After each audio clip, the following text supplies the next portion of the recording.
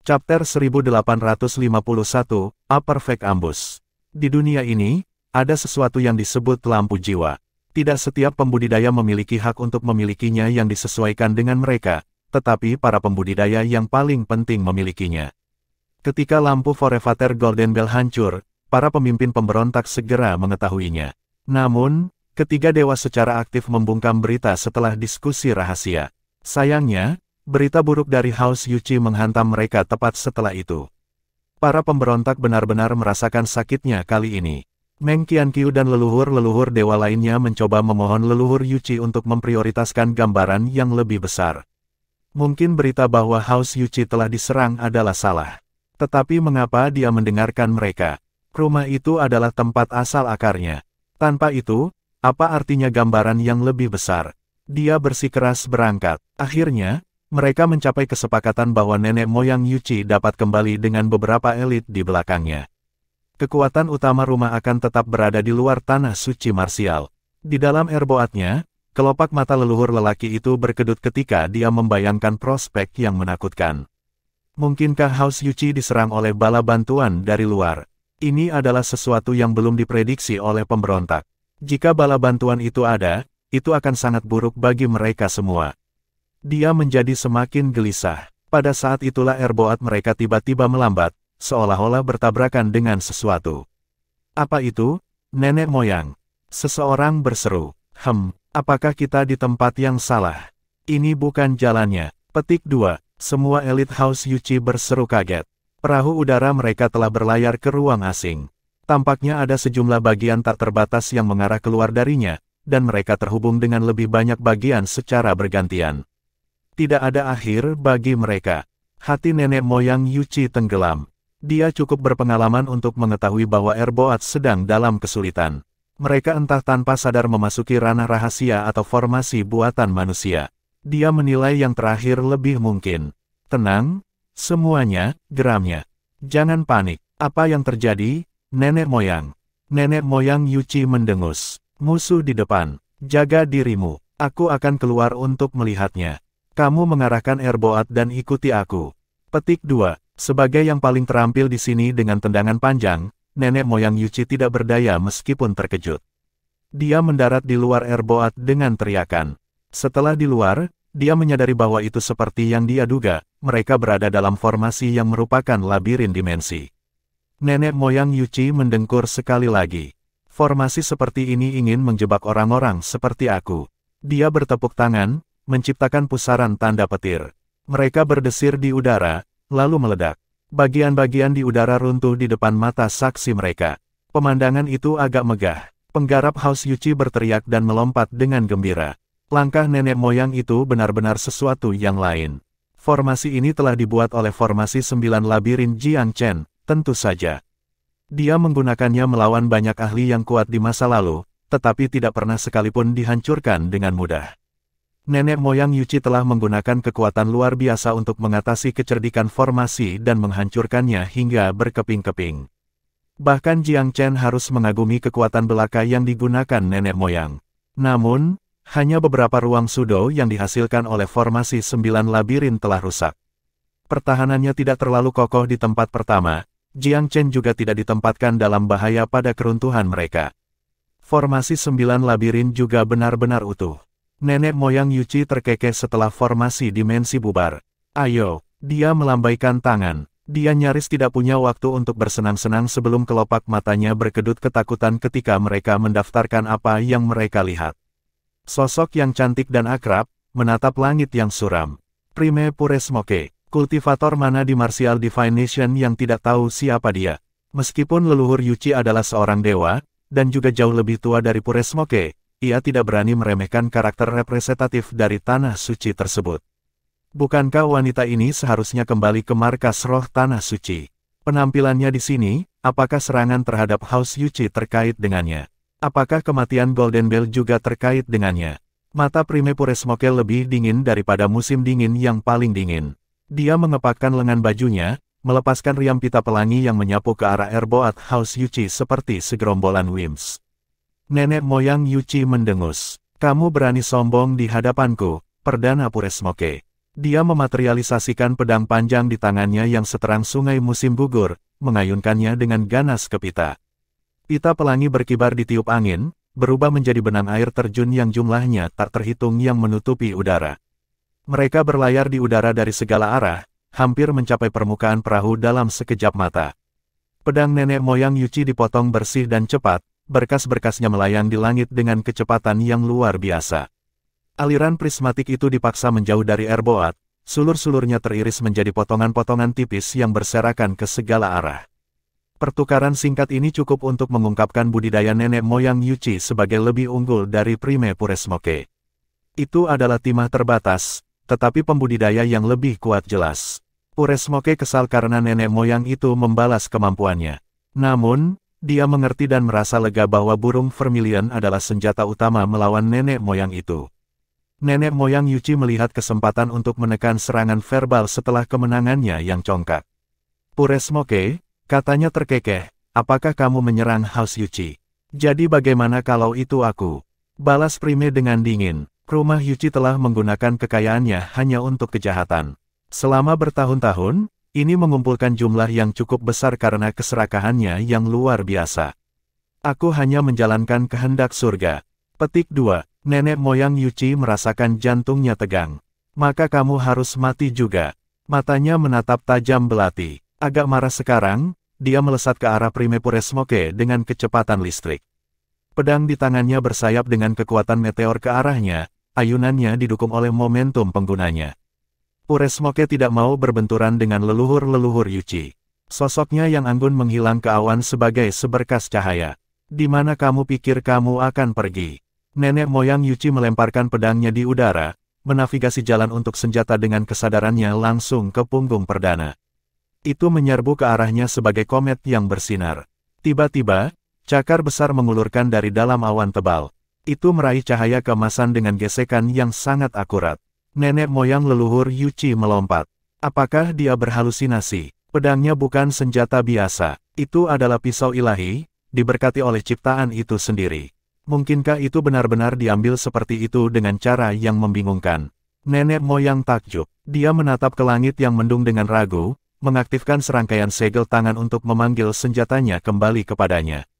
Sayangnya, tidak ada yang dia lakukan menunjukkan tanda-tanda bekerja. Bagaimana ini bisa terjadi? Kekhawatiran melintas di hati leluhur. Dia menatap cakar besar itu dengan waspada. Uap di sekitarnya perlahan mulai membubarkan diri. Langit terbuka untuk mengungkapkan seekor burung yang cukup besar untuk menghilangkan matahari. Itu melayang di atas leluhur Yuchi, mencuri kecemerlangan tubuh surgawi. Adegan itu menjadi gelap di depan leluhur. Apa? Monster macam apa ini? Dia terlalu dekat untuk mengenali apa yang dilihatnya. Tidak butuh waktu lama baginya untuk pulih dari keheranannya dan mengambil stok musuh yang lebih baik. Monster itu memiliki bulu vermilion di seluruh dan bentuk akrab yang mencolok. Sebuah pikiran menghebohkan muncul dari ingatannya. Itu adalah burung vermilion, salah satu dari 4 binatang suci legenda. Nenek moyang Yuchi merasakan tubuhnya sendiri memanas ketika dia melihat unggas yang bermandikan api. Darahnya mulai mendidih, suhu yang meningkat membakar jiwanya. Gagasan tentang seekor burung vermilion membawa banyak firasat buruk dan rumor yang mengemuka di benaknya. Apakah bala bantuan tanah suci yang abadi ada di sini? Pikiran itu mendorong nenek moyang Yuchi untuk segera mundur. Lawan di depannya telah membunuh dewa yang sebenarnya. Dia hanya setengah dewa, harapan apa yang dimilikinya untuk menang. Melarikan diri adalah prioritas utamanya dan satu-satunya. Hilangnya pedangnya tidak mengganggunya. Dia harus keluar dari sini. Dia mendarat di Erboat House Yuchi, lalu berseru, lepas, lepas, sekarang. Adalah mimpi buruk untuk bertemu dengan burung vermilion sekarang. Dia tidak punya niat untuk menolak. Tetapi burung vermilion hampir tidak akan membiarkannya melarikan diri dengan sukses. Itu akan menurunkan statusnya sebagai salah satu dari 4 binatang suci. Unggas suci menukik ke bawah seperti bola api, secara spontan mengembangkan tubuhnya sekali lagi. Itu sangat besar sehingga menyita seluruh Erboat dalam satu cakar. Kapal itu berukuran besar dan dapat menampung hingga beberapa ratus. Luasnya cakar itu sempurna untuk itu. Kerajinan mereka secara paksa dikomandoi, para pembudidaya House Yuchi berlari keluar sekaligus. Mereka tidak kemana-mana. Sebuah kepakan kecil sayap Vermilion Bird sudah cukup untuk meluncurkan hujan bulu Vermilion di pelarian. Chapter 1852, Fall of House Yuchi. Para pembudidaya ini adalah elit House Yuchi. Sebagian besar dari mereka berada di tingkat ke-6 atau ke-7 Empyrean. Namun, mereka benar-benar tak berdaya melawan burung Vermilion. Bulunya mudah menembus mereka, hanya menyisakan beberapa yang selamat. Long Xiaoxuan dan Prime Puresmoke tetap di pinggiran konflik, membersihkan para pejalan kaki. Jiang Chen siaga, siap untuk menyerang kapan saja. Mereka tidak akan membiarkan siapapun melarikan diri. Mereka mengalahkan elit keluarga semudah mereka dengan lalat. Nenek moyang Yuchi baru menyadari bahwa rumah itu dalam kesulitan. Lebih buruk lagi, mereka dalam bahaya kehancuran total. Ini bukan saatnya bagi nenek moyang untuk memikirkan reputasinya. Dia mencoba melarikan diri melalui area yang paling tidak dijaga, yang sayangnya, masih dalam jangkauan kesadaran Vermilion Bird. Burung itu tidak akan membiarkan leluhur lelaki itu pergi. Mereka sangat dekat. Dengan cambuk cakarnya yang raksasa, burung itu mengirim airboat serentak ke arah leluhur dari belakang. Dia tidak pernah mengantisipasi bahwa airboat keluarga akan digunakan sebagai senjata untuk melawannya. Berat yang luar biasa datang kepadanya dari belakang. Dia melonjak beberapa ratus meter lebih tinggi untuk menghindarinya. Dia berhasil, tetapi upayanya untuk melarikan diri juga terhenti. Burung Vermilion mengacungkan kaki satunya, cakar tajam menjebak nenek moyang seperti sangkar berduri. Denting, nenek moyang itu masih rambut terlalu lambat. Semburan udara mendekatinya, cakar menangkapnya dalam cengkeraman seperti catok. Dia berjuang melawan cengkeramannya, tetapi tidak peduli seberapa keras dia berusaha, cakar itu tidak mau bergerak. Ketakutan memegang tubuhnya dan melumpuhkannya. Dia keluar dengan cara yang sama seperti Forefather Golden Bell. Jiang Chen dan yang lainnya telah mengambil yang terakhir dari yang lain dan berjalan kembali ke burung. Long Xiaoxuan berseru, tinggalkan satu untukku, Brother Vermilion. Prime Puresmoke melihat sekeliling dan bertanya dengan kecewa, di mana dia? Apakah bajingan tua itu lolos? Petik 2. Jiang Chen tertawa terbahak-bahak. Akan aneh jika dia melakukannya. Lalu, Prime Puresmoke berhenti sendiri ketika dia melirik burung itu. Dia tahu apa yang telah dilakukan. Burung itu memiringkan kepalanya dan mengepakkan sayapnya dengan santai. Jiang Chen tersenyum. Brother Vermilion, aku yakin kamu benar-benar setengah langkah dari dunia ilahi sekarang. Mungkin kamu akan segera menerobos. Petik 2. Kenaikan lainnya. Prime Puresmoke ragu. Burung itu sudah memiliki kekuatan yang menakutkan. Dia mendengar bahwa bahkan para kultivator ilahi telah mati di tangannya. Seberapa dahsyatnya jadinya jika ia menerobos lagi. House Yuchi adalah mangsa yang malang. Mereka dengan cepat dihancurkan sebelum mereka bahkan bisa mencoba untuk melawan. Setelah menyapu medan perang, Jiang Chen tersenyum. Rencananya berjalan lebih lancar dari yang aku harapkan. Selanjutnya, mari kita urus Meng Qianqiu. Petik 2. Prime Puresmoke mengangguk. Meng Qianqiu adalah yang lebih dihormati di antara 4 dewa.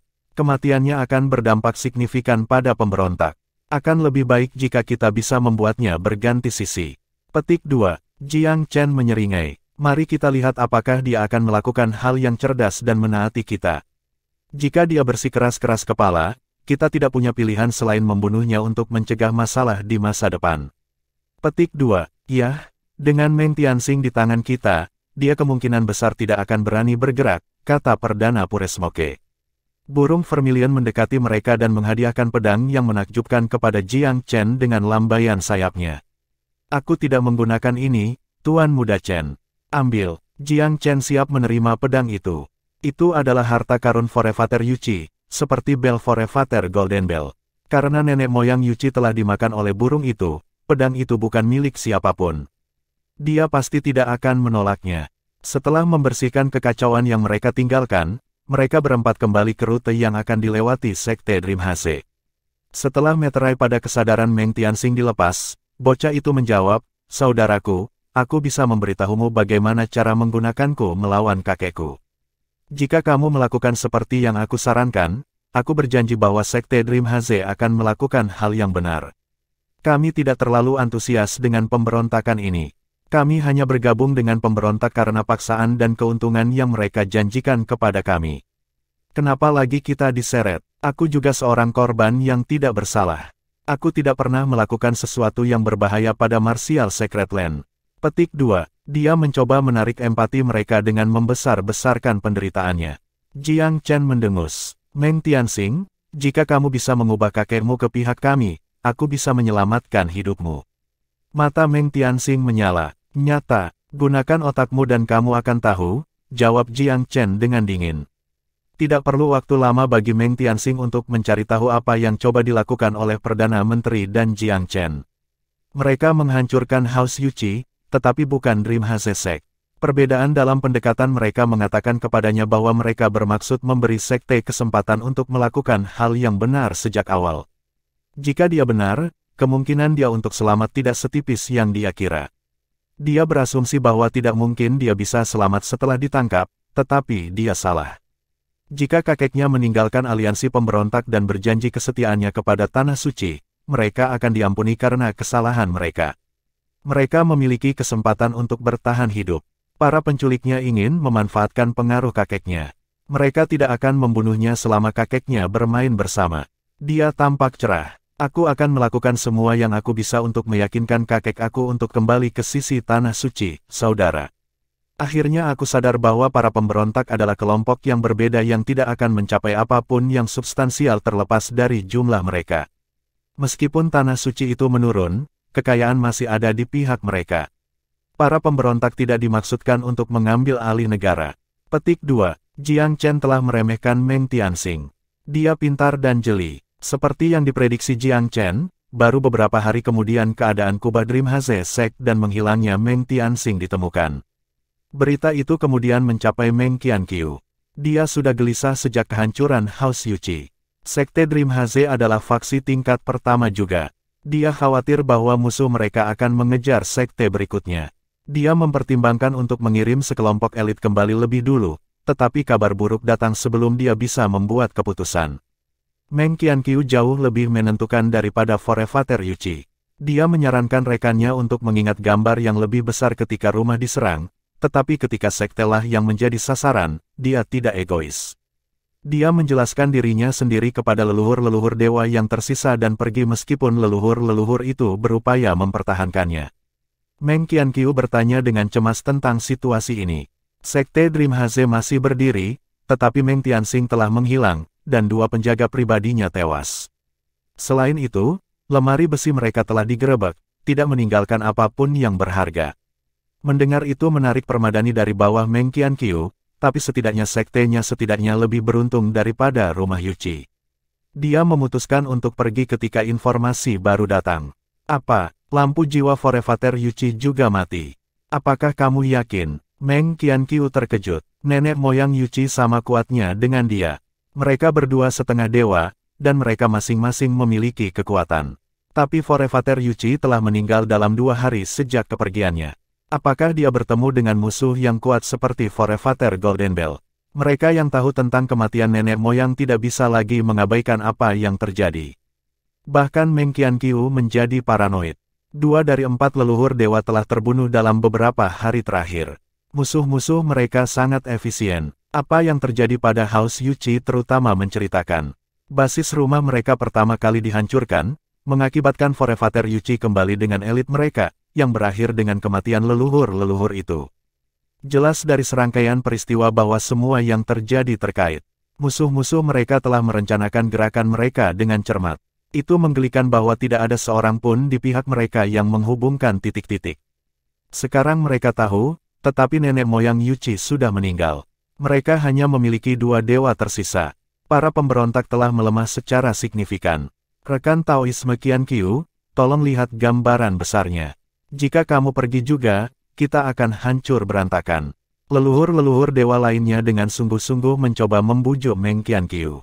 Terlepas dari serangan terhadap moral kita, musuh kita jelas memilih kita satu persatu. Mereka memecah belah kita karena mereka tidak cukup percaya diri untuk membawa kita bersama. Aku dapat menjamin kamu bahwa segera setelah kamu pergi ke sekte kamu akan disergap. Kita tidak bisa jatuh ke dalam perangkap yang jelas ini lagi. Petik 2. Meng Tianxing harus mengakui bahwa leluhur lainnya ada benarnya, tetapi dia mengejeknya. Meskipun kami tahu apa yang mereka coba lakukan, temanku, apakah kamu dapat mengabaikan ancaman kematian terhadap keluarga kamu jika kamu berada di tempat aku? Apakah kamu bisa tetap mengetahui bahwa keturunan kamu mungkin terbunuh? Petik 2. Nenek moyang itu menghela nafas. Jika kamu pergi, saudaraku, kita pasti akan dibawa keluar dan mati. Jika kita tetap bersatu, kita masih memiliki kesempatan untuk hidup. Mereka memisahkan kita karena mereka takut kita akan bekerja sama. Mereka sudah berhasil mengambil setengah dari kita dengan memisahkan kita. Petik 2. Chapter 1853, Meng Qianqiu's Decision. Meskipun Meng Qianqiu adalah seseorang yang mempercayai penilaiannya sendiri secara implisit, dia bisa mendengarkan saran. Nasihat setengah dewa lainnya membantu menjelaskan hal-hal untuknya. Tapi Meng Tianxing berarti dunia baginya.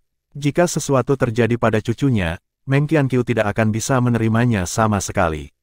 Dewa setengah jadi masuk akal. Niat musuh sangat jelas. Membagi dan menaklukkan adalah tujuannya. Jika dia pergi sekarang, sangat mungkin pembukaan akan disita untuk menyerang kedua leluhur secara individual. Saat Meng Qianqiu mempertimbangkan ini, seorang bawahan mendatangi telinganya. Nenek moyang, semuanya agak tidak teratur. Pikirkan tentang itu, berita yang kami dapatkan adalah bahwa Sekte Dream Haze benar-benar utuh. Hanya brankas yang digerebek dan Tuan Muda Tianxing diculik. House Yuqi, di sisi lain, diratakan dengan tanah. Petik 2. Meng Qianqiu bukan orang bodoh. Kata-kata suaminya itu membangkitkan semangat. Bawahan melanjutkan, tindakan ini berarti bahwa musuh ini meninggalkan ruang untuk negosiasi bagi kita. Mungkin angin berubah, nenek moyang. Petik 2. Oh, apa yang kamu pikirkan tentang semua ini? Meng Qianqiu melirik penasihatnya. Aku telah mengumpulkan informasi dari seluruh dunia. Aku mendengar sebagian besar tanah suci di antara 10 telah berhasil memadamkan pemberontakan mereka. Hanya beberapa yang tersisa yang masih terlibat dalam perjuangan mereka. Sepertinya permintaan bantuan darurat dari Martial Secret Land telah dijawab. Tentara pemberontak tidak lagi dalam posisi yang sama seperti dulu. Petik 2.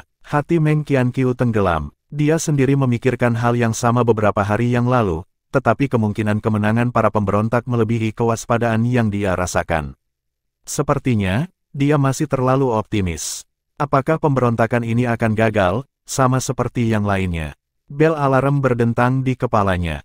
Jadi, apakah sekutu kita sudah kehabisan akal? Kami tentu dalam posisi yang sulit. Aku merasa bahwa kita harus mempersiapkan diri untuk yang terburuk. Untungnya, penculikan musuh kami menunjukkan bahwa mereka memiliki tujuan masa depan bagi kami. Mungkin kita seharusnya tidak tinggal di sini lebih lama lagi. Petik 2. Meng Qianqiu adalah pria yang menentukan. Baiklah, dia mengangguk. Beri perintah agar pasukan kita segera mundur. Kami bukan bagian dari aliansi ini lagi. Petik 2. Perintahnya membius leluhur lainnya. Daois Qianqiu, desaknya buru-buru, apakah kamu menarik diri karena pengecut?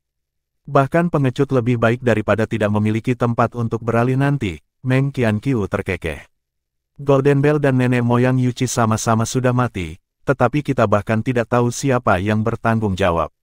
Aku tidak ingin menjadi musuh entitas semacam itu. Petik 2. Ini adalah kebenaran absolut. Meng Qianqiu tidak mudah menyerah, tapi itu tidak menghalangi dia untuk menjadi bijak dengan caranya sendiri. Dia dapat dengan jelas melihat bahwa tidak ada yang bisa dilakukan.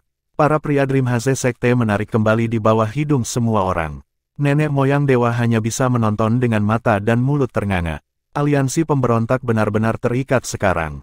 Pertama adalah kepergian nenek moyang Yuqi dan para elitnya, lalu pengunduran diri Meng Qianqiu dengan Sekte Dream Haze. Dua peristiwa ini berturut-turut menebarkan kecurigaan dan pertikaian di barisan pemberontak. Situasi dengan cepat menjadi tidak mungkin untuk dikendalikan. Apa yang terjadi? Apakah rumor itu benar? Apakah Forefather Golden Bell benar-benar mati? Dan leluhur Yuqi juga. Petik 2. Mengapa Forefather Meng Qianqiu pergi? Kami butuh penjelasan. Petik 2. Ya, kita tidak bisa membiarkannya pergi tanpa alasan. Jika kami tidak mendapatkan jawaban, kami juga akan pergi. Petik 2. Orang-orang ini marah. Banyak yang tetap berada dalam kegelapan tentang krisis-krisis ini sampai sekarang, tetapi masalah-masalah itu langsung ditarik ke tempat terbuka oleh serangkaian kemalangan. Emosi yang dinyalakan oleh Red Meng Qianqiu memuncak. Setelah meninggalkan tentara, kelompok Dream Haze langsung menuju rumah. Terlepas dari kenyataan bahwa ia membebaskan anak buahnya dari konflik, Meng Qianqiu tidak merasa nyaman untuk itu. Dia tahu bahwa dia sedang bermain api. Jika dia membuat satu kesalahan langkah, dia akan kehilangan reputasi dan kehidupan. Bahkan, sektenya mungkin hancur total juga. Jika pemberontak akhirnya menang melawan Martial Secret Land pada akhirnya, ia tidak akan lagi memiliki ruang untuk bertahan hidup di negara ini. Jadi, meskipun dia tidak menyesali pilihannya, dia agak khawatir dengan prospeknya. Tidak perlu khawatir, nenek moyang, kata penasihatnya. Penarikan Sekte Dream Haze telah melemahkan kekuatan dan moral pemberontak. Martial Secret Land pasti akan mengambil kembali inisiatifnya. Mungkin ini sebenarnya kesempatan bagi sekte kami. Petik 2. Kesempatan. Meng Qianqiu agak bingung. Aku telah mempelajari situasi dan struktur 10 negara ilahi selama beberapa waktu, dan telah memperoleh pemahaman yang belum sempurna tentang berbagai hal. Aku percaya bahwa ada alasan untuk otoritas 10 tanah suci sampai sekarang. Petik 2. Lebih spesifik. Minat Meng Qianqiu menggelitik. 10 tanah suci selalu menjaga pemahaman mereka atas sumber kehidupan bangsa mereka. Meskipun beberapa hal telah diguncang sedikit selama beberapa abad terakhir, pengaruh dan kekuatan mereka tetap ada. Kontrol dan pengaruh tak berwujud yang mereka miliki atas bangsa bukanlah sesuatu yang dapat ditiru oleh faksi non-suci manapun. Ambil Martial Divine Nation kita, misalnya.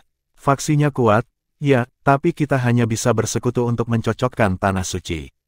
Kami tidak benar-benar bersatu, karena hanya prospek keuntungan yang mengikat kami bersama. Kami tertipu oleh khayalan tentang apa yang akan kami dapatkan setelah kami mengalahkan tanah suci. Jika delusi ini terwujud dengan cepat, maka kita mungkin berhasil. Tapi penundaan yang kita alami membuat kesabaran kita berkurang. Kami mulai menikmati kecemasan dan keraguan tentang kebenaran keputusan kami. Bahkan bekas roda terkecil akan menyebabkan aliansi kita retak, dan rintangan besar mungkin membuatnya hancur total. 10 kekayaan suci akan memungkinkan mereka bertahan pada akhirnya. Petik 2. Apakah kamu memikirkan semua ini sendiri? Mengapa kamu tidak mengatakannya sebelumnya? Meng Qianqiu menyatakan dengan tenang. Aku tidak penting, dan kata-kataku sedikit berbobot. Aku hanya akan ditertawakan atau dikutuk. Tapi belum terlambat sekarang. Ini bahkan mungkin menjadi kesempatan bagi kita untuk mengangkat diri kita keluar dari rawa ini. Ketika Martial Secret Land memulihkan napas dan meluncurkan serangan balik, sudah terlambat bagi kita untuk berubah pikiran. Petik 2. Akankah tanah suci benar-benar pulih? Tanpa bala bantuan, tanah suci tidak akan memiliki banyak peluang. Namun, kita dapat melihat sekarang bahwa tanah suci jelas memiliki semacam koneksi tersembunyi yang belum pernah kita ketahui. Menurut pendapat aku, musuh yang kita hadapi mungkin berasal dari tanah suci lain. Petik 2. Meng Qianqiu menghela nafas pelan. Penasihatnya mungkin benar. Dia akan menjawab, lalu memberi isyarat dengan tangannya bahwa semua orangnya harus berjaga-jaga. Chapter 1854, The Dream Haze Sex Surrender. Kakek. Suara panik datang dari udara. Tubuh Meng Qianqiu bergetar, dan dia tidak bisa menahan diri untuk berteriak, Tianxing. Dia tidak akan mengira suara cucunya dimanapun. Itu benar-benar dia, Meng Tianxing pasti ada di sini di suatu tempat. Mata Meng Qianqiu mencari di langit. Di kejauhan, udara beriak terus-menerus sampai akhirnya meledak seperti gelembung besar. Dua sosok muncul dari keributan. Meng Tianxing adalah salah satunya. Tianxing, kamu, Meng Qianqiu terputus ketika dia melihat orang kedua. Ada seorang pemuda lain dengan setengah tersenyum di belakang cucunya, membatasi setiap gerakan Meng Tianxing. Tuan muda itu memandang dengan kesal pada kakeknya yang tak berdaya. Meng Qianqiu merasakan sentakan menyakitkan di hatinya ketika dia melihat ekspresi. Kamu siapa? Kenapa kamu menculik cucuku? Aku bersedia berbicara, tetapi bisakah kamu melepaskan Tianxing aku terlebih dahulu? Pria tua itu gemetar ketakutan atas nama cucunya. Nenek moyang Qianqiu, kami sudah menunggumu di sini sebentar. Aku yakin kamu pernah mendengar tentang apa yang terjadi pada House Yuqi sekarang, kan? Petik 2. Meng Qianqiu tersentuh. Murid-muridnya berkontraksi. Jadi nenek moyang Yuqi meninggal di tanganmu, Jadi kamu tahu, aku tidak yakin apakah kamu percaya kepada aku, tetapi aku 70% yakin bahwa aku dapat membunuh kamu dengan cara yang sama. Meskipun kamu memiliki kekuatan utama Sekte Dream Haze di belakang kamu. Petik 2. Ekspresi Meng Qianqiu menjadi gelap. Dia memelototi pemuda di depannya. Panggil temanmu, katanya dingin. Kamu tidak akan berani membanggakan diri seperti ini sendirian. Jiang Chen terkekeh. Aku lebih suka mereka tidak keluar. Jika mereka melakukannya, pembantaian akan lebih dari yang diperlukan. Aku yakin pertarungan yang sulit bukan yang kamu inginkan, nenek moyang Qianqiu. Petik 2. Tentu saja lelaki tua itu tidak menginginkan itu. Cucu lelakinya masih di tangan pemuda ini, dan pasti akan menjadi yang pertama dikorbankan jika perkelahian terjadi. Dia tidak akan menderita kerugian yang tidak perlu. Meng Qianqiu menarik napas dalam-dalam sebelum melanjutkan. Siapa kamu sebenarnya? Tanyanya. Aku kira kamu menunggu di sini daripada membunuh Tianxing karena alasan selain menyergap aku. Kenapa kita tidak langsung ke intinya? Aku pikir ini seharusnya menjadi diskusi.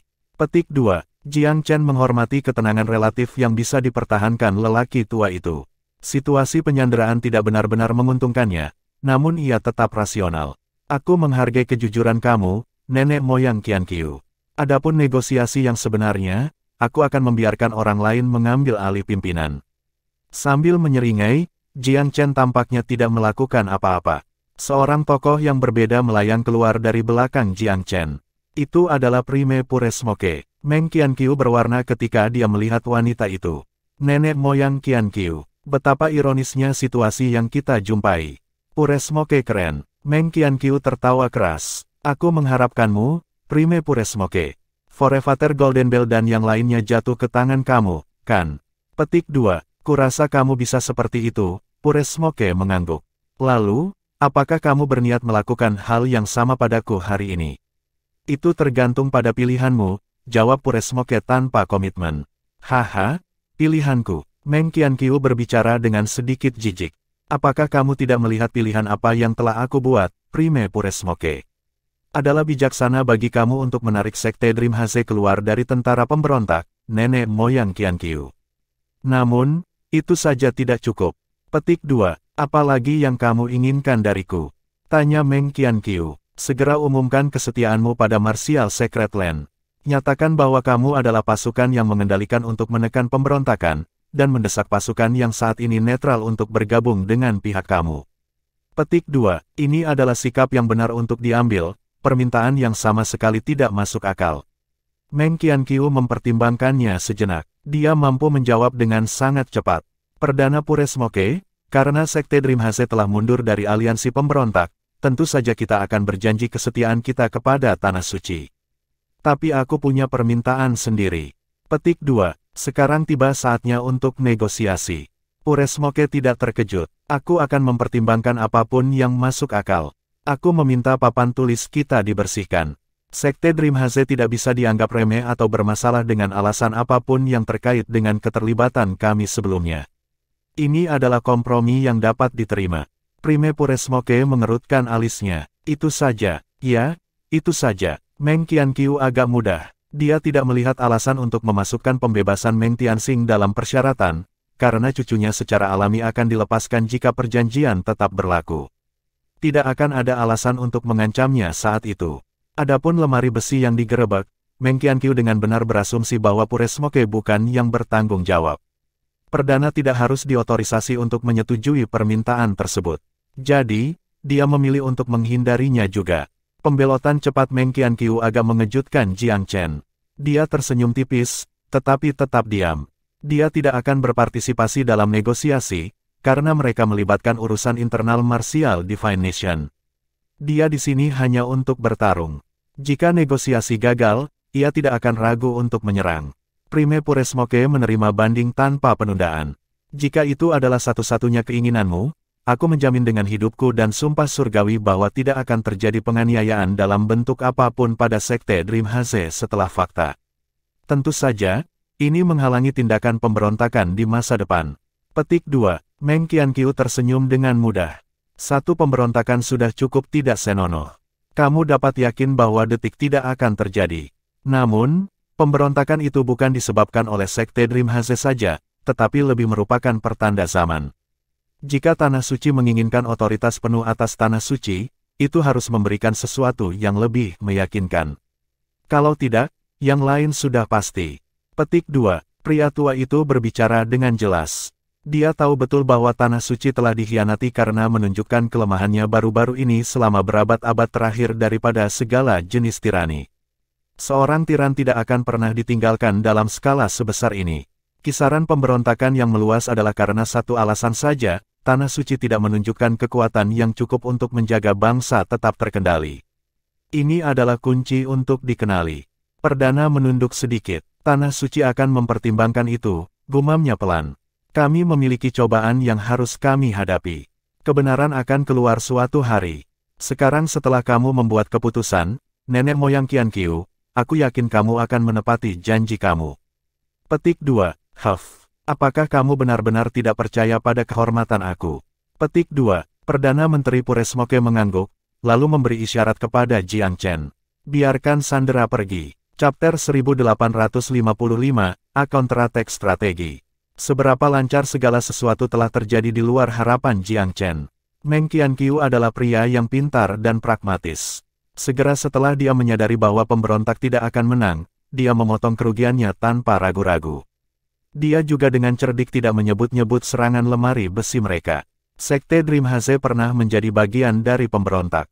Itu adalah harga yang wajar untuk dibayar untuk diampuni atas perbuatan mereka. Setelah pemahaman tercapai, Meng Qianqiu memberi Jiang Chen senyuman aneh dan tidak bisa menahan diri untuk bertanya, Perdana Puresmoke, aku sudah rela menyerah kepada kamu, tetapi aku punya pertanyaan. Siapa pemuda ini? Petik 2. Prime Puresmoke tersenyum sedikit. Jiang Chen, jenius yang bangkit dari Tanah Suci Abadi. Pernahkah kamu mendengar tentang dia? Petik 2. Dia. Meng Qianqiu berkeringat dingin. Tentu saja dia pernah mendengar nama itu. Dia mendengar si jenius menyebutkannya terlalu banyak belakangan ini. Jiang Chen adalah alasan utama Tanah Suci Abadi telah memadamkan pemberontakan mereka. Seseorang di tingkat Meng Qianqiu secara alami telah diberitahu. Sungguh mengherankan bahwa pemuda ini adalah Jiang Chen yang telah menyelamatkan Abadi. Dia menganggap Jiang Chen penasaran, kaget, tetapi juga lega karena dia membuat keputusan yang cerdas. Jika tidak, jika perkelahian terjadi, dia akan berakhir seperti Forefather Golden Bell. Dia telah mendengar tentang rekan Jiang Chen, burung vermilion kuno, dan bagaimana itu cukup kuat untuk menyaingi dewa. Meng Qianqiu dengan penuh percaya diri dalam dirinya sendiri, tetapi dia tidak berpikir dia akan bisa melawan burung ilahi. Selain itu, Forefather's Golden Bell dan Yuchi kemungkinan besar meninggal di tangan mereka. Dia berjuang untuk menahan rasa gugupnya. Nenek moyang Qianqiu, tidak ada waktu untuk disia-siakan. Martial Divine Nation tidak bisa berperang lebih lama. Para pemberontak harus dihilangkan dengan cepat. Buat pengumuman kamu ke negara sesegera mungkin. Petik 2. Itu tidak akan menjadi masalah. Aku akan melakukannya sekarang. Petik 2. Ah ya, kamu salah satu tokoh terkemuka dalam aliansi pemberontak. Kamu harus mengetahuinya dengan baik. Apakah kamu punya ide bagaimana kami dapat memecahnya tanpa perlawanan? Tanya Prime Puresmoke. Meng Qianqiu berpikir sejenak. Aliansi ini tidak stabil sejak kepergian Forefather Yuchi. Berita tentang Forefather Golden Bell dan kematian Yuchi telah mencapai itu. Sekte kami selanjutnya membuat mereka panik. Mereka paling rentan. Petik 2. Jika itu masalahnya, sekarang adalah waktu terbaik bagi kita untuk menyerang. Tanya Prime Puresmoke. Tidak, belum, Meng Qianqiu mengakui. Aliansi itu goyah, tetapi belum berantakan. Bagaimana kita mewujudkannya? Perdana Puresmoke tidak terlalu bangga untuk bertanya. Nenek moyang Golden Bell dan Yuchi harus terbukti mati. Maka jika kita dapat membunuh leluhur dewa terakhir, meninggalkan aliansi tanpa arah, para anggotanya secara alami akan kehilangan keinginan mereka untuk bertarung. Sekte aku akan dapat mendorong beberapa orang untuk membelot juga. Maka aliansi akan benar-benar hancur sendiri. Petik 2. Prime Puresmoke mendengarkan dengan penuh perhatian. Kepala sekte telah berbicara dengan sungguh-sungguh, mengusulkan sebuah rencana dari lubuk hatinya. Bagaimana menurutmu, Tuan Jiang Chen? Jiang Chen terkekeh. Nenek moyang Qianqiu memenuhi reputasimu sebagai kelas berat. Kamu dengan cekatan mengidentifikasi masalah dan memberikan solusi yang paling efisien. Aku pikir rencanamu akan berhasil. Petik 2. Pujiannya membuat Meng Qianqiu melihatnya secara lebih positif. Meskipun pemuda itu telah menyerbu lemari besi sekte dan menculik cucu leluhur-leluhur itu sebagai pengaruh, dia setidaknya menahan diri untuk tidak memotong semua kemungkinan. Mereka hanya berada di pihak yang berseberangan. Tindakan pemuda itu sebelumnya sepenuhnya masuk akal. Prime Puresmoke melihat sekeliling dengan cepat. Jika demikian, mari kita jalankan rencananya. Aku pikir kita bahkan dapat mengambilnya selangkah lebih maju, saran Jiang Chen sambil tersenyum bengkok. Nenek moyang Qian Qiu, jika kamu membawa kelompokmu kembali ke aliansi sekarang, tetapi bantu Tanah Suci membunuh nenek moyang para dewa terakhir pada saat terakhir, apa yang menurutmu akan dilakukan terhadap moral para pemberontak? Perdana Puresmoke bangkit, menatap Meng Qian Qiu penuh harap. Sekte Dream Haze akan mengikuti perintah Prime Puresmoke, Meng Qian Qiu menyatakan dengan patuh. Prime Puresmoke sangat senang. Inilah kesempatan mereka untuk menang.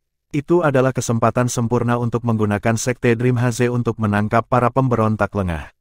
Begitu nenek moyang dewa terakhir jatuh, para pemberontak akan runtuh. Kemudian Meng Qian Qiu akan dapat dengan mudah meyakinkan banyak dari mereka untuk pindah pihak. Itu akan menjadi skenario kasus terbaik. Meng Qian Qiu berpikir sejenak. Prime Puresmoke, nenek moyang dewa sedikit lebih lemah dari aku. Aku dapat menekannya sendiri tanpa banyak kesulitan, tetapi tidak mudah membunuhnya saat itu juga. Petik 2. Prime Puresmoke tersenyum sedikit. Kamu tidak perlu khawatir tentang itu. Apakah aku benar, Tuan Jiang Chen? Petik 2. Jiang Chen terkekeh. Jika kita bisa menangkapnya lengah, tidak akan sulit untuk membunuh nenek moyang manusia setengah dewa. Kami melakukan hal yang sama pada Forefathers Golden Bell dan Yuchi. Petik 2. Mereka bertiga melakukan brainstorming sebuah rencana. Mengetahui burung vermilion akan pergi bersama mereka memberi Meng Qian Qiu dorongan kepercayaan diri. Dengan bantuan binatang ilahi, tidak akan sulit untuk membunuh nenek moyang manusia setengah dewa itu. Meng Qian Qiu bukan pria yang penyayang. Meskipun dia akrab dengan leluhur-leluhur dewa karena mereka berada dalam aliansi yang sama, dia tidak akan ragu untuk mengambil yang lain ketika diperlukan. Dia tahu nenek moyang tidak akan menyerah. Pria itu keras kepala terhadap Tanah Suci, sementara Meng Qian Qiu jauh lebih fleksibel dalam sikapnya. Pada akhirnya, mereka menyimpulkan bahwa Meng Qian Qiu harus kembali ke aliansi pemberontak. Jiang Chen dan Perdana Puresmoke akan menyamar sebagai anggota Sekte Dream Haze. Adapun Vermilion Bird dan Long Xiaoxuan, mereka berdua bisa mengurangi diri mereka dengan mudah bersembunyi di antara pasukan. Meng Qian Qiu mengumpulkan para elit sekte dan berseru, kalian semua prajurit sekte yang paling berani. Aku tidak ingin kamu kehilangan nyawa kamu dalam perang saudara ini. Demi kebaikan yang lebih besar dari sekte ini, aku telah memutuskan untuk kembali ke sisi Tanah Suci. Tanah Suci sekarang adalah teman kita, bukan musuh kita. Apakah kamu mengerti? Dimengerti. Banyak dari mereka tidak pernah ingin menjadi bagian dari pemberontakan. Oleh karena itu, tanggapan mereka lebih antusias daripada yang diharapkan Meng Qian Qiu. Kepala sekte tidak menyadari bahwa mereka yang dia latih secara pribadi akan sangat menentang pemberontakan sehingga mereka akan tampak lega ketika mereka tidak lagi harus menjadi bagian dari itu. Chapter 1856, The Bloodstrikers. Lebih mudah untuk memobilisasi anggota sekte daripada yang diharapkan Meng Qian Qiu. Jelas, para elit lebih cenderung menjadi teman Tanah Suci daripada musuh. Itu terasa seperti tatanan alami dunia. Dia memiliki perasaan yang sangat campur aduk tentang ini. Akhirnya dia sadar bahwa Tanah Suci masih di atas angin, baik dalam hal moral maupun dukungan rakyat. Sudah tertanam dalam benak setiap penggarap bahwa Tanah Suci adalah penguasa yang sah bagi bangsa. Melawannya dalam pertarungan sampai mati adalah pergantian peristiwa yang harus mereka hadapi sebelumnya, tetapi jauh di lubuk hati, mereka masih takut dan tidak pasti. Terutama setelah mendengar tentang kematian Forefathers Golden Bell dan Yuchi, para elit Sekte Dream Haze menyadari bahwa tidak bijaksana untuk tetap berada di kapal yang sedang tenggelam yang merupakan pemberontakan. Jiang Chen menghela nafas. 10 Tanah Suci belum mencapai akhir, sementara pemberontakan belum mengumpulkan kekuatan yang cukup. Tidak heran kebanyakan negara ilahi telah menyelesaikan pemberontakan di negara mereka, dan hanya negara bela diri dan 2 negara lainnya yang masih berperang. Aku percaya keduanya akan mengembalikan negara mereka ke perdamaian segera setelah Marsial melakukannya. Pemberontakan tidak pernah dimaksudkan untuk berhasil. Petik 2. Terlihat penuh tekad memenuhi mata Prime Puresmoke. Kami akan mengalahkan pemberontakan. Tanah Suci itu tidak dibangun dalam semalam. Petik 2. Meng Qian Qiu diliputi oleh segudang emosi. Dia tidak berani berpikir untuk tidak menaati Tanah Suci lagi. Dia memimpin Sekte Dream Haze kembali ke tentara pemberontak. Ada ketegangan yang tumbuh dalam pemberontakan. Meskipun nenek moyang dewa yang tersisa telah melakukan yang terbaik untuk meyakinkan dan mengendalikan pasukan, ketidakpercayaan terus membangun di antara mereka. Setelah Forefather Golden Bell meninggal, 3 leluhur dewa leluhur lainnya adalah tokoh utama aliansi. Itu wajar bagi orang untuk goyah ketika 2 dari 3 meninggal atau pergi. Bahkan yang paling padat pun bisa mengatakan ada yang salah. Nenek moyang yang tersisa berada pada batasnya. Dia memanggil kepala masing-masing faksi untuk memperingatkan, meyakinkan, dan menjanjikan hadiah, tetapi nyaris mustahil untuk membangun moral setelah ia jatuh. Sama seperti nenek moyang itu merasa tersesat, salah satu anak buahnya bergegas membawa pesan. Nenek moyang Tong Xuan, Sekte Dream Haze telah kembali. Apa? Si nenek moyang berkata dengan terkejut. Mereka datang kembali. Betul, bawahan ini percaya bahwa mereka pasti tidak baik dengan pergi dan kembali begitu tiba-tiba. Nenek moyang, haruskah kita mengirim orang-orang kita untuk menyergap dan menunda mereka? Petik 2. Nenek moyang Tong Xuan tersenyum kecut.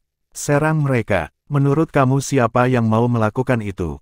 Itu Forefather Meng Qianqiu. Tidak ada faksi yang akan mempertaruhkan hidup mereka untuk menyerangnya. Petik 2. Mengingat kekuatan dan status Meng Qianqiu, sangat sedikit yang berani memusuhi dia. Selain itu, mereka tidak tahu niat nenek moyang. Bagaimana jika pencerahan tiba-tiba melanda Meng Qianqiu dan dia kembali demi aliansi? Bukankah mereka akan menghancurkan masa depan mereka sendiri dalam menyerangnya?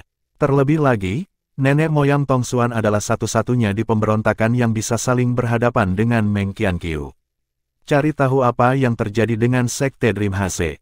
Jika mereka mau bekerja sama dengan sepenuh hati, kami akan mempertimbangkan skor diselesaikan.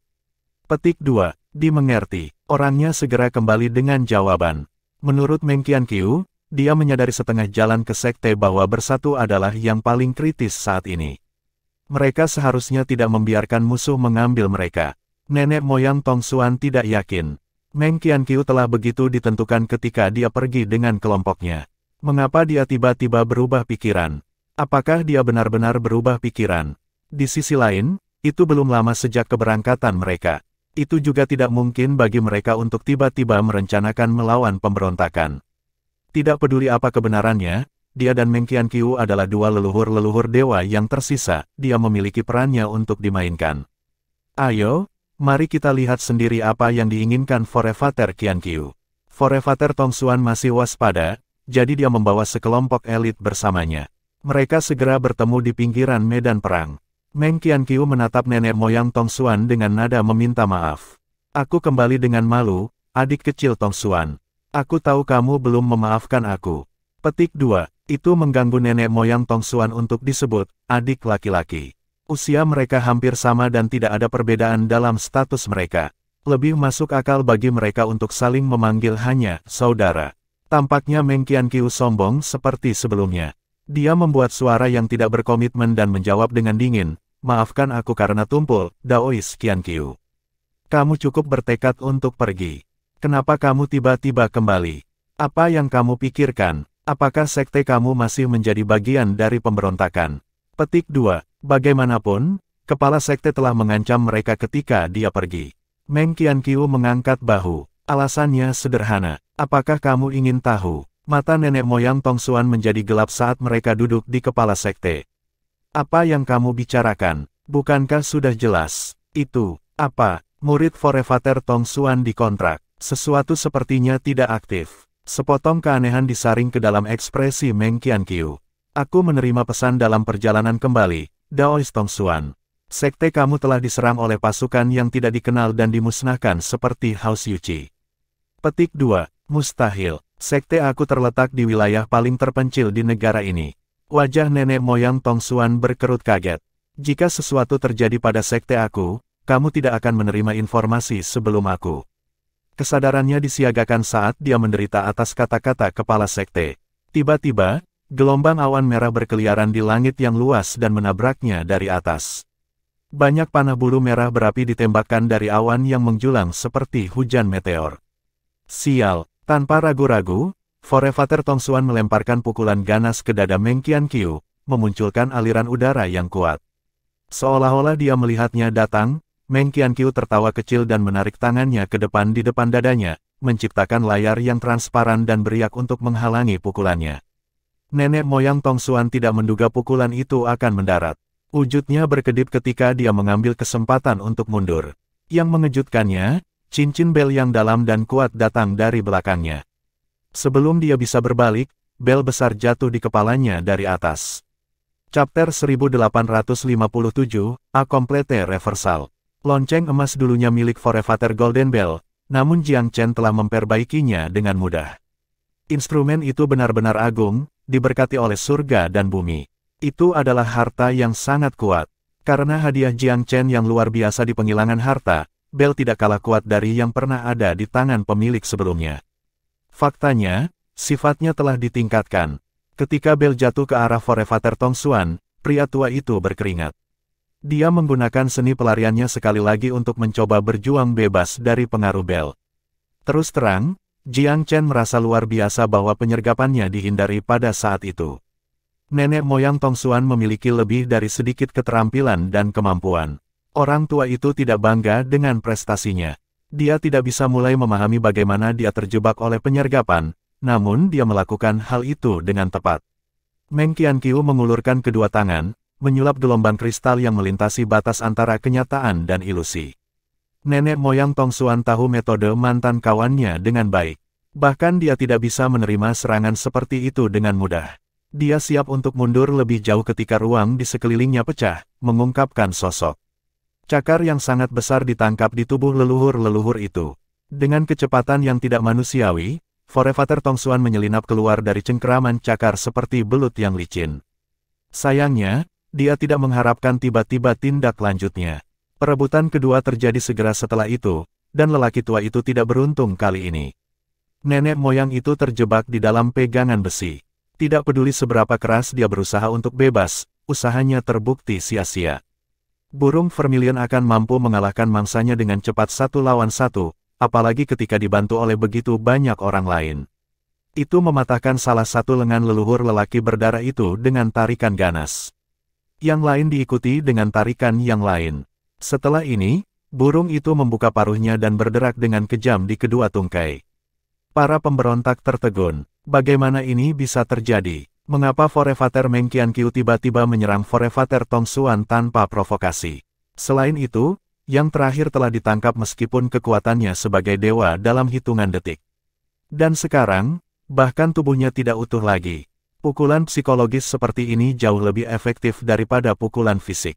Kebenaran T3L4 4 nanogram lebih mengancam daripada kata-kata intimidasi. Prime Puresmoke terwujud dengan kemegahan yang suram. Kamu pemberontak telah ditipu oleh aktor jahat untuk melakukan hal-hal jahat ini, katanya dengan sungguh-sungguh.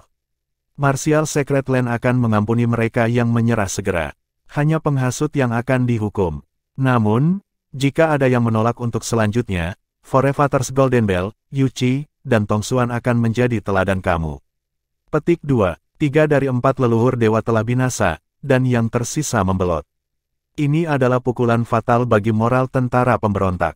Alasan mengapa ia bisa tetap teratur di sini sejak lama adalah karena kehadiran para leluhur yang menstabilkan. Masa depan apa yang dimilikinya tanpa para pemimpin yang kuat? Penampilan Prime Puresmoke di sini cukup meyakinkan dengan sendirinya. Banyak pembudidaya segera menjatuhkan senjatanya. Kami menyerah, kami menyerah. Aku ingin berhenti sejak lama, tetapi para bajingan itu memaksaku untuk bertarung. Petik 2. Persis. Mereka hanya tahu bagaimana membodohi kita untuk melakukan apa yang mereka inginkan. Tidak ada yang bisa diandalkan. Petik 2. Tidak perlu membuang hidup kita untuk mereka. Jika nenek moyang dewa terakhir telah menyerah, mengapa bertahan? Ketika angin berubah, mereka membawa hati para pemberontak. Pasukan yang tersisa sama baiknya dengan yang dilakukan untuk Jiang Chen tidak perlu mengatakan apa-apa sendiri. Pidato perdana Puresmoke saja sudah cukup untuk menghancurkan aliansi yang goyah antara faksi pemberontak. Banyak faksi yang berteriak untuk membelot. Ada beberapa pemberontak yang berusaha keras untuk menegur orang-orang mereka dan menyelamatkan situasi, tetapi Jiang Chen dan rekan-rekannya dengan kejam menebas mereka satu persatu. Akhirnya, orang-orang yang keberatan terlalu mati atau terlalu takut untuk menyuarakan pendapat mereka. Semuanya berjalan dengan mulus tak terduga. Tentara pemberontak selalu merasa sulit untuk menginvasi tanah suci yang layak. Rumor baru-baru ini yang menyebar melalui jajarannya hanya menambah penghinaan pada cedera. Desersi Meng Qianqiu adalah sedotan yang mematahkan punggung unta. Satu-satunya leluhur yang tersisa, nenek moyang Tong Xuan, terbunuh di tempat. Pukulan berturut-turut ini menghancurkan moral dan semangat juang para pemberontak sepenuhnya, menyebabkan patah tulang tentara pemberontak untuk berkembang menjadi istirahat penuh. Meng Qianqiu menggunakan kesempatan ini untuk meluncurkan serangan balik dengan para pembudidaya Dream Haze Sekte. Musuh yang paling keras kepala ditabrak dengan kekuatan mematikan. Dia tahu bahwa ini adalah kesempatan bagi Sekte Dream Haze untuk menunjukkan kelebihannya. Semakin banyak pemberontak terbunuh, semakin banyak sekte akan menebus dirinya. Bahaya akhirnya lewat untuk tanah suci marsial. 2/3 dari pemberontak menyerah di tempat. Orang-orang yang tersisa itu baik hati-hati, atau telah mengatur jalan di tempat lain. Pemberontak yang paling gigih telah dihancurkan. Secara internal, Martial Secret Land sangat bersemangat dan gembira saat kedatangan Prime Puresmoke.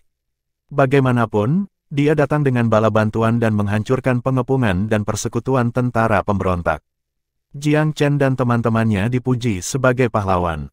Pemuda itu sendiri tidak mengharapkan kelancaran yang dia jalani.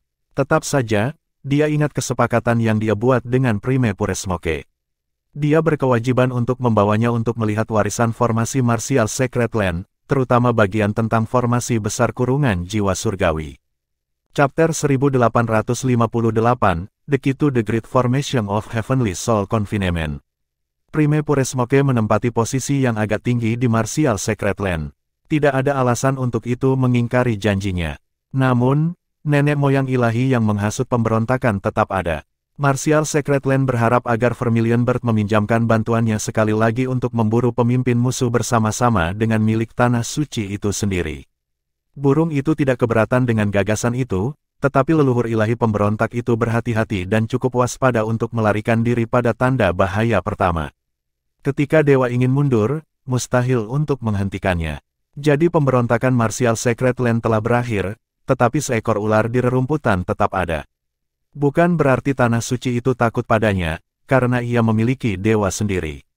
Pada jamuan perayaan, Jiang Chen menyebutkan masalah formasi hebat jiwa surgawi sekali lagi.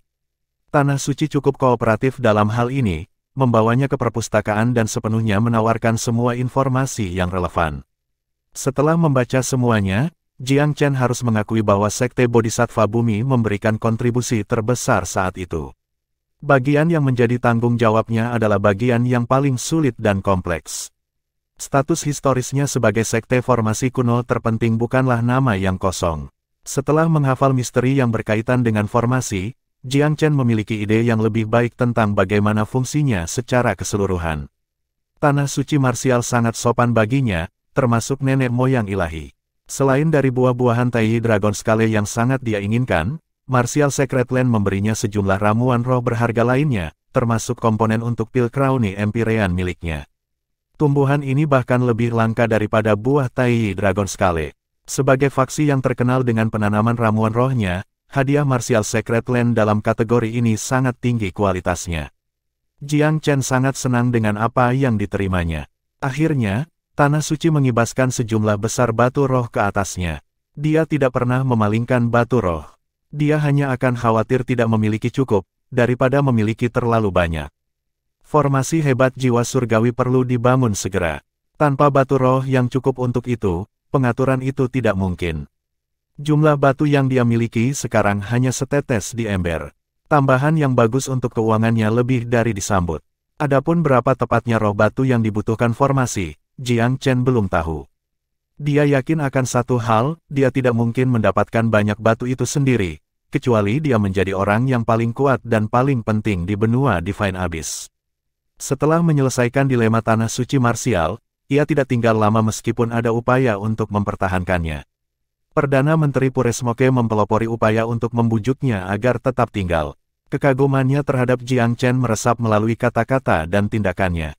Dia hampir ingin muridnya yang terkasih, gadis suci Yuling, untuk menjadi mitra daunnya.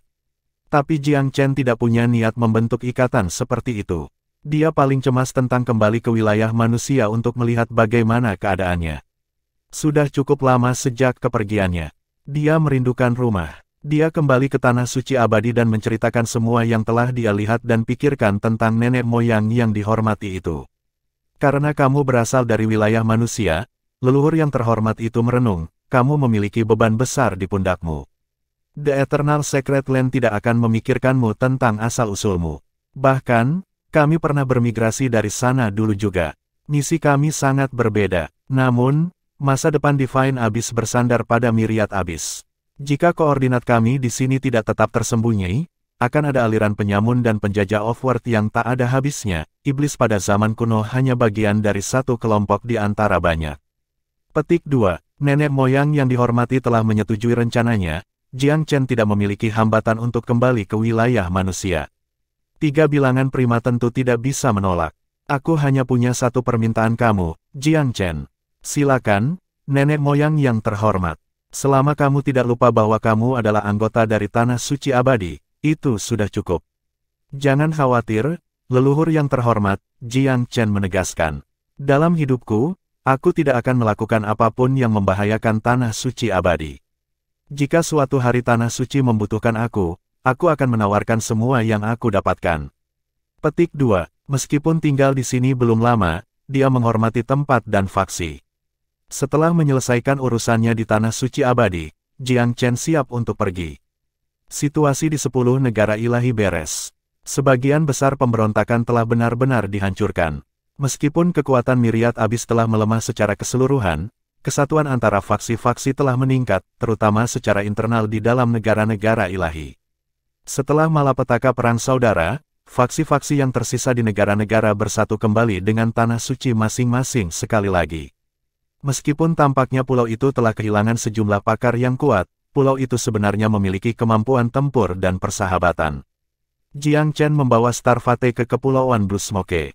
Orang-orang yang diambilnya dari Pulau Warm Spring masih bersembunyi di sini. Dia ingin membawa mereka ke Winterdraw. Meskipun mereka cukup bosan selama mereka tinggal, para pembudidaya tetap setia. Tak satu pun dari mereka yang melarikan diri. Tidak perlu lagi menyembunyikan identitasnya dengan orang-orang ini. Ketika dia mengungkapkan siapa dia, para pembudidaya menjadi lebih patuh. Orang-orang dari Pulau Warm Spring dipimpin oleh Luce. Mereka secara seragam cukup mampu. Secara khusus, Luce adalah ahli Empyrean yang benar-benar canggih. Jiang Chen dan anak buahnya meninggalkan Miracle City, akhirnya berlayar menuju Winterdraw. Myriad Abyss Island secara umum belum damai baru-baru ini. Starfate menjadi sasaran para hooligan beberapa kali, tetapi mereka tidak mungkin mengancam Jiang Chen. Dia bahkan tidak perlu mengusir mereka sendiri, bawahannya mengurus masalah kecil yang muncul. Chapter 1859, An Unwelcome Guest. Mereka tiba di Pulau Winterdraw tanpa insiden. Luce dan yang lainnya terkejut oleh kemana mereka pergi. Tuan, bukankah ini Winterdraw of the Rejuvenation Isles? Luce cukup berpengalaman untuk mengetahui kemana jalan mereka menuju. Selain itu, Pulau Warm Spring tidak jauh dari Rejuvenation Isles. Mereka bisa dianggap tetangga. Jiang Chen tersenyum dingin. Peremajaan tidak lagi memerintah Pulau Winterdraw. Aku, Jiang Chen, adalah penguasa pulau sekarang, dan kamu, para tetua pendiri. Petik 2. Nada suaranya benar-benar serius. Luce dan yang lainnya tercengang. Mengapa tuan muda mereka begitu tertarik pada pulau itu? Tentu saja, mereka tidak akan mempertanyakan Jiang Chen. Dia bisa dengan mudah membunuh mereka dengan satu pikiran. Begitu mereka memasuki pantai pulau, Jiang Chen bisa tahu bahwa semua batasan masih ada. Tidak ada pengunjung yang tidak diinginkan yang dengan bodoh menerobos masuk belakangan ini. Yan Wanjun, yang ditugaskan untuk mempertahankan pulau itu, sangat senang melihat Jiang Chen kembali. Dia memperhatikan pria muda belakangan ini. Setelah semua, nasib keturunan Yan Wanjun terletak pada jenius muda. Dia terkejut melihat sekelompok pria yang dibawa Jiang Chen. Tetua Wanjun, mereka dulunya adalah penegak hukum ahli dari Pulau Warm Spring, tetapi mereka sekarang bagian dari kita. Kita semua akan bekerja bersama mulai sekarang. Petik 2. Yan Wanjun senang bahwa Jiang Chen telah membawa para ahli seperti itu ke dalam kelompok mereka. Tidak ada ruginya memiliki anggota baru untuk memperkuat pulau itu. Ini adalah Yan Wanjun, mantan tetua terhormat rumah Yan, Jiang Chen memperkenalkan. Kamu kenal dia, kan? Seorang tetua yang dihormati dari faksi tingkat pertama di Eternal Divine Nation jauh melampaui eksekutif senior Wurmspring baik dalam status maupun kekuasaan. Suatu kehormatan bertemu dengan kamu, Tetua Wanjun. Luce dan yang lainnya dengan patuh membungkuk pada Yan Wanjun. Nasib telah menyatukan kita, tidak perlu formalitas seperti itu.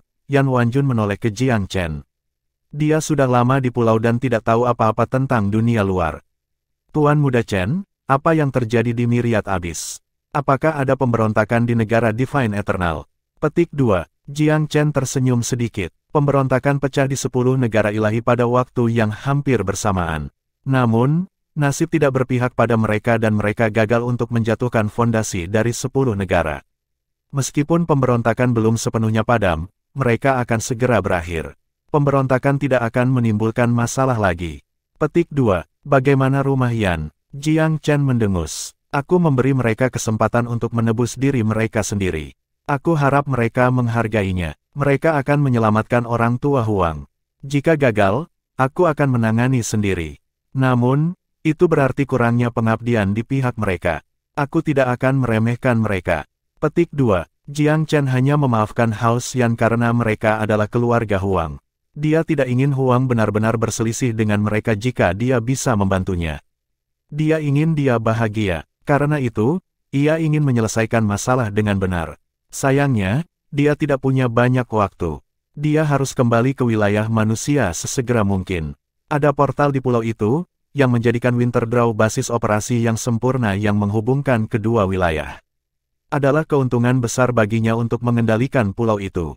Kalian harus tetap di sini untuk membantu Tetua Wanjun.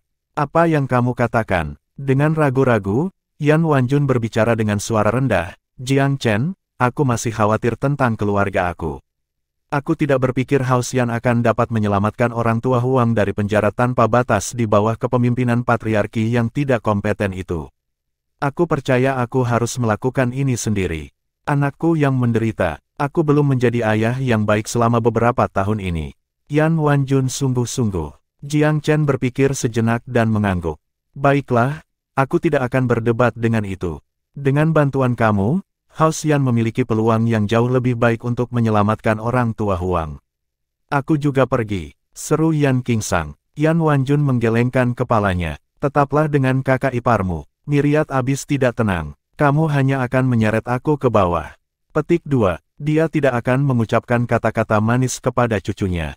Yan Qingsang merosot. Jiang Chen terkekeh. Broter Yan, Vena roh di pulau itu perlahan pulih setelah formasi diaktifkan kembali.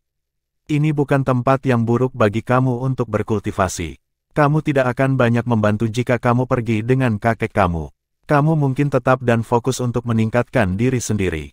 Petik 2. Maksud kamu apa? Apakah kamu tidak membawa aku ke domain manusia dengan kamu? Yan Qingsang bergegas keluar. Biarkan aku memberitahumu sesuatu. Kamu tidak akan pergi tanpaku.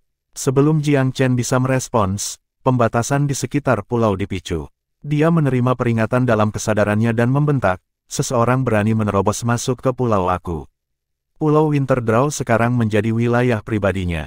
Formasi, Vena roh, dan semua yang lain miliknya, penguasa pulau. Dia tidak akan membiarkan penyusup. Ayo, mari kita lihat. Jiang Chen memberi isyarat pada Yan Wanjun dan para tetua Wurmspring untuk mengikutinya. Mereka bergegas ke tempat pembatasan itu dipicu. Sangat mudah bagi orang-orang dalam formasi untuk melihat apa yang terjadi di luar, apakah itu invasi musuh yang kuat atau peristiwa tidak biasa lainnya. Sekelompok besar kapal udara melayang-layang di pinggiran pulau, siap menyerang kapan saja. Mereka bukan pengunjung yang ramah. Jiang Chen mengejek pemandangan itu. Tuan, perahu-perahu ini milik elit Rejuvenation Isles, kata Luce. Tampaknya mereka dilengkapi dengan baik, tetapi peremajaan bukanlah faksi yang sangat kuat di Myriad Abyss. Tanyakan kepada mereka untuk apa mereka di sini, perintah Jiang Chen dengan tenang. Luce mengangguk dan berseru dari pembukaan pembatasan, apakah kamu tidak tahu aturannya? Jiang Hu, menurut kamu hukuman apa yang pantas kamu terima karena memasuki daerah terlarang di pulau kita? Petik 2. Orang-orang dari Rejuvenation bertukar pandangan bingung. Apakah mereka salah dengar? Sejak kapan Winterdraw Island menjadi wilayah orang lain? Bukankah pulau itu milik mereka? Mereka telah lama meninggalkan pulau itu, menganggapnya sebagai tanah tandus yang tidak berharga, tetapi mereka baru-baru ini menerima berita dari pengintai mereka bahwa Winterdraw telah dipulihkan ke masa lalu yang semarak dan pembatasan diaktifkan kembali. Tentu saja peremajaan tidak bahagia. Mereka tidak dapat menerima bahwa sampah yang mereka buang telah menjadi harta lagi setelah diambil oleh orang lain. Itu sebabnya mereka datang menerobos masuk dengan penuh percaya diri. Mereka ada di sini untuk merebut kembali wilayah mereka. Chapter 1860, Fighting Over Territory. Jiang Chen mengalihkan pandangannya ke kelompok pembudidaya dan melihat sejumlah wajah yang akrab. Pangeran Kekaisaran Huo dari peremajaan ada di sini, serta mantan kepala sipir Winterdraw. Dia ingat kedua pria itu dengan sangat baik, terutama kepala sipir. Pria itu tampak seperti orang yang tulus, namun dia melakukan perbuatan yang tak terbayangkan hanya agar peremajaan bisa mendapatkan sisi baik Polylore Divine Nation. Salah satu bawahan Imperial Prince Huo mengamuk. Dan siapa kamu? Tidakkah kamu tahu Winterdraw selalu menjadi bagian dari wilayah peremajaan? Kamu berjongkok di tanah kami. Beraninya kamu tanpa malu-malu mengaku sebagai pemiliknya. Petik 2. Luce cukup tahu tentang Winterdraw untuk membalas dengan mengejek. Sejak bencana menimpa itu, pulau itu telah menjadi tanah tak bertuan. Peremajaan telah lama melepaskan kepemilikan kamu atas pulau itu. Tuan aku adalah orang yang memulihkan formasi Winterdraw. Tentu saja dia penguasa yang sah. Apa hubungannya dengan kamu? Petik 2. Jiang Chen memandang Luce dengan apresiatif. Tetua telah mengatakan apa yang dia inginkan. Wajah Pangeran Kekaisaran Huo berkabut dan dia melirik kepala sipir. Chief Warden Ding, ini adalah yurisdiksi kamu yang mereka langgar. Apakah kamu akan membiarkan mereka menantang otoritas kamu seperti ini? Petik 2. Kepala sipir Ding mengerutkan kening saat dia mempertimbangkan pembatasan di pulau itu dari jauh. Dia tidak terburu-buru untuk merespons. Dia orang yang pintar. Sebagai mantan kepala sipir pulau, secara alami ia bisa mengetahui perbedaan dalam formasi pulau. Pembatasan telah disesuaikan secara signifikan, dan pertahanan pulau itu terlihat membaik. Secara keseluruhan, perlindungan terhadap Winterdraw telah diperkuat secara eksponensial, yang membuatnya berhenti. Dia tidak pernah berhasil meningkatkan batasan selama bertahun-tahun sebagai kepala sipir. Tak seorang pun di peremajaan bisa. Orang-orang ini datang entah dari mana untuk menduduki pulau itu dan, dalam periode waktu yang sangat terbatas, tidak hanya memulihkan batasan, tetapi juga memperbaiki mereka. Karena itu, dia ragu-ragu. Dari mana orang-orang ini? Mungkinkah peremajaan mampu menyinggung mereka? Ekspresi Pangeran Kekaisaran Huo menggelap dengan keheningan kepala sipir. Dia mencibir, sepertinya kamu kehilangan keunggulan setelah apa yang terjadi pada Winterdraw. Oleh Ding. Apakah kamu bahkan tidak memiliki keberanian untuk mempertahankan wilayah kami sekarang? Petik 2. Kepala sipir Ding menghela napas dan menyampaikan, Yang Mulia, kami tidak tahu siapa musuh kami. Mereka bisa mendapatkan kendali atas pulau itu dalam waktu singkat. Ini adalah tanda peringatan. Petik 2. Pangeran Kekaisaran Huo tidak akan mendengarkan. Dia mengejek, aku punya ribuan elit bersamaku, dan kami berada di wilayah peremajaan. Apa yang perlu dikhawatirkan? Petik 2. Kepala sipir Ding menutup mulutnya dengan ekspresi tanpa ekspresi. Dia tahu Pangeran Kekaisaran tidak akan berubah pikiran tidak peduli apa yang dia katakan. Sejak apa yang terjadi pada Winterdraw, Rejuvenation menjadi bias terhadapnya. Dia ada di sini hanya karena dia dulunya kepala sipir pulau itu. Kalau tidak, peremajaan tidak akan pernah memberinya tugas yang penting. Pangeran Kekaisaran Huo memandang Winterdraw dengan tatapan dingin dan menggelegar dengan suara yang kuat. Aku adalah Pangeran Kekaisaran Peremajaan. Winterdraw selalu menjadi bagian dari wilayah kami. Musibah yang malang telah melanda pulau itu, tetapi itu tidak berarti kami telah melepaskan kepemilikan kami atas pulau itu. Sudah merupakan kemarahan bagi kamu untuk mengeksploitasi keadaan kami tanpa peringatan. Sekarang pemiliknya yang sah telah datang. Apakah kamu akan menolak untuk menyerahkannya dan malah merampas tanah kami? Petik 2. Luce tertawa terbahak-bahak. Apa yang menjadi milikmu tidak selalu menjadi milikmu. Jika aku ingat benar, kamu sekarang memiliki banyak tanah yang bukan milik kamu ribuan tahun yang lalu. Tidak ada yang konstan di dunia ini. Kamu harus fokus pada membela tanah kecil kamu, Pangeran Kekaisaran Huo, dan jangan repot-repot dengan Pulau Winterdraw. Tuanku memiliki temperamen. Jika kamu terus menyemburkan omong kosong di depan pintu kami, dia akan tidak senang. Petik 2. Pangeran Kekaisaran Huo marah. Siapa orang-orang ini? Beraninya mereka bertindak begitu berani di wilayah Rejuvenation.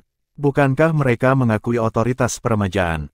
Tuanmu ada di sini. Baik, aku ingin berbicara dengannya secara langsung. Aku ingin melihat siapa dia dan mengapa dia berani merampok properti kami. Petik 2. Harta milikmu. Apakah ada sesuatu yang menjadi milik keluarga kekaisaran kamu di pulau itu? Apakah kamu pikir kamu akan memiliki pulau itu selamanya hanya karena kamu pernah menyentuh pulau itu? Betapa naif dan menggelikannya kamu. Petik 2. Luce bukan orang yang berbicara tentang alasan. Dia mengalahkan siapapun di permainan mereka sendiri dalam membuat klaim tak tahu malu. Pangeran Kekaisaran Huo mengamuk. Siapa kamu? Tidak ada orang yang tidak masuk akal seperti kamu di daerah ini. Katakan pada tuanmu untuk menghadapiku sendiri. Aku punya banyak hal untuk dikatakan kepadanya. Pulau ini milik kita. Bahkan jika kita mengajukan gugatan kepada eksekutif senior dari 10 negara ilahi, kita akan memenangkan kasus ini. Petik 2. Siapa tuanku? Luce tertawa. Pangeran Kekaisaran Huo, peremajaanmu yang berharga tidak ada artinya di Myriad Abyss. Kamu ingin mengajukan gugatan ke 10 negara ilahi. Tuanku bisa melakukan itu untukmu. Dia memiliki banyak teman di negara-negara ilahi. Petik 2. Teman-teman. Pangeran Kekaisaran tidak yakin. Dia mengejek. Dengan siapa dia berteman? Sebutkan beberapa untuk aku. Sangat mudah untuk membuat klaim yang aneh. Aku bisa mengatakan semua boneka dari 10 negara ilahi adalah saudara aku. Hahaha, dia jelas tidak setuju dengan Luce. Luce berbalik untuk melihat Jiang Chen, yang memberinya anggukan, setuju untuk mengungkapkan identitasnya. Luce tahu siapa Jiang Chen sebelumnya. Dengan izin tuannya, dia dengan dingin berkata tanpa ragu, jangan takut ketika kamu mendengar siapa dia. Pangeran Kekaisaran Huo tertawa terbahak-bahak. Jika tuanmu benar-benar seseorang yang penting, dengan senang hati aku akan tunduk kepadanya. Tuanku adalah Jiang Chen, jenius top dari Tanah Suci Abadi yang sendirian mengubah gelombang perang di bangsa Divine Eternal. Apakah dia pantas kiriman kamu? Petik 2. Kata-katanya meledak di telinga Pangeran Kekaisaran Huo.